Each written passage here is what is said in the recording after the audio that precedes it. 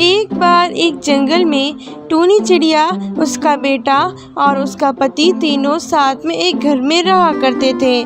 टूनी चिड़िया का पति बहुत आलसी था। कालू कौआ जो भी पैसे कमाता था वो सारे पैसे जमा करके रख लेता था और अपने पत्नी और बेटे को सड़ा गला खिलाया करता था। वह बस यही चाहता था कि वह जो भी कमाए उसमें से कुछ भी खर्च ना हो। कालू कौआ की कंजूसी से टूनी चिड़िया बहुत परेशान रहा करती थी। कालू कौआ की कंजूसी को लेकर दोनों के मध्य बहुत ज्यादा झगड़ा भी हुआ करता था, लेकिन फिर भी कालू कौआ सुधरने का नाम नहीं ले रहा था। इसी तरह कुछ साल गुजर जाते हैं और कालू कौआ का बेटा बड़ा हो जाता है।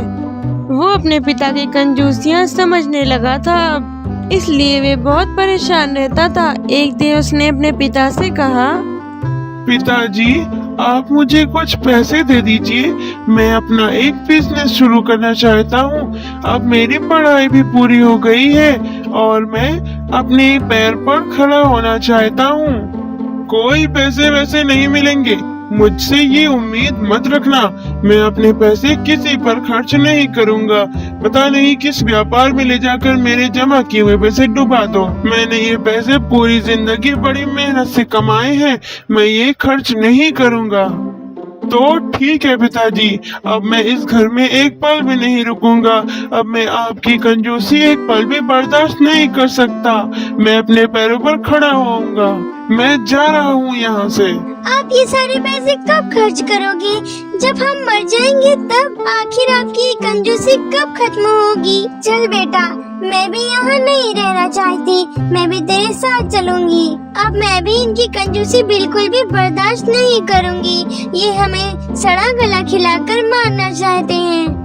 हाँ, जाओ, मुझे तुम लोगों के बात से कोई भी फर्क नहीं पड़ता है। मैं अपने पैसे किसी पर भी खर्च नहीं करूँगा और जब तुम्हारे पास खाने को नहीं होगा तो तुम दोनों लौटकर मेरे पास ही वापस आओगे। अब तुम दोनों यहाँ से जा सकते हो, मुझे तुम्हारी कोई जरूरत नहीं है। फिर दोनों माँ बेटे उस जंगल से दूर दूसरे जंगल में चले जाते हैं। दोनों माँ बेटे एक जगह थोड़ा सा बैठ जाते हैं। वहाँ पर उन्हें एक अंडे का घर दिखाई देता है। बेटा, जरा ये देख तो, कितना सुंदर अंडे का घर है, मानो इसमें कोई नहीं रहता है।